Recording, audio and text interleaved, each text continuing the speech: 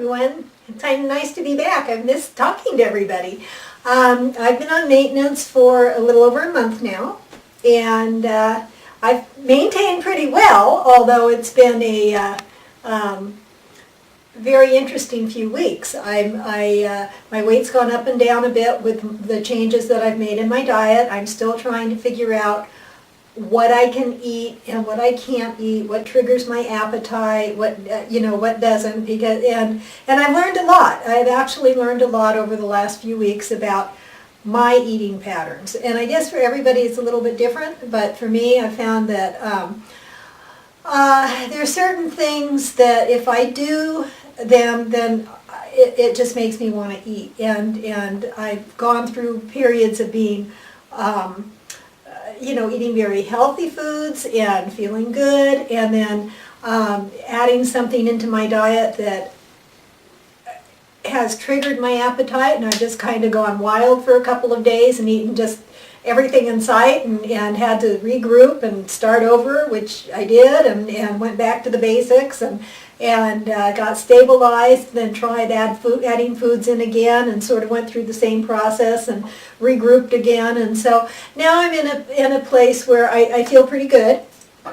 I weigh about 2 pounds more than I did when I actually 2 pounds more than what I decided my final ending point would be. But I'll probably be less than that tomorrow. It just fluctuates. Anyway, so what have I learned? I've learned, again, quite a bit. I've learned that for me, my mother-in-law was right about the way that you need to eat. My mother-in-law used to tell my husband and his brothers that they should always leave the table a little bit hungry, because within a short period of time they would feel fine.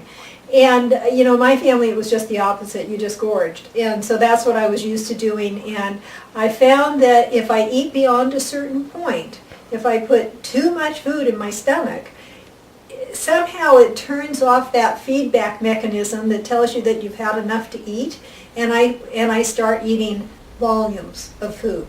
So I'm learning now that what I need to do is just plan to eat a certain amount, and eat that amount, and then stop. And the water is great. Water helps you to feel full. And if you just do something else for a little while, you get over that. I get over that whatever it is that tells me you need to eat more. And another thing that I've found is that carbs really kick up my appetite.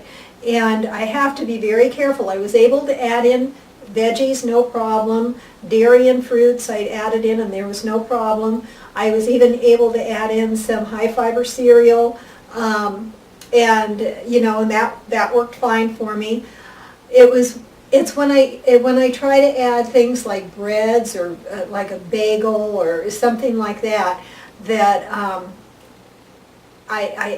my appetite again is just triggered, and I want more and more and more. And especially if there's anything sweet that I add. And I'm finding that things like bread taste sweet to me now because I haven't been eating sweets. And so, I eat that, and I think it just tastes good. And those were the things that I liked to eat before, and so they're still the things that I like to eat. But what happens is, instead of it just being, oh, that was good, and I'd like a little bit more, it becomes this overwhelming craving, and so I indulge, and then it's hard to get back on track again.